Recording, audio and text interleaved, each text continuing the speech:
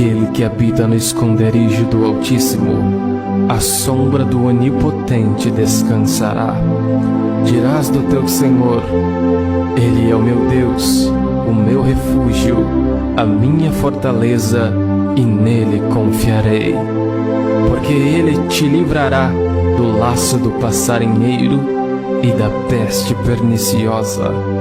Ele te cobrirá com as suas penas, e debaixo das suas asas estará seguro. A sua verdade é escudo e broquel. Não temerás espanto noturno, nem seta que voe de dia, nem peste que ande na escuridão, nem mortandade que assole ao meio-dia. 1000 cairão ao teu lado e 10.000 à tua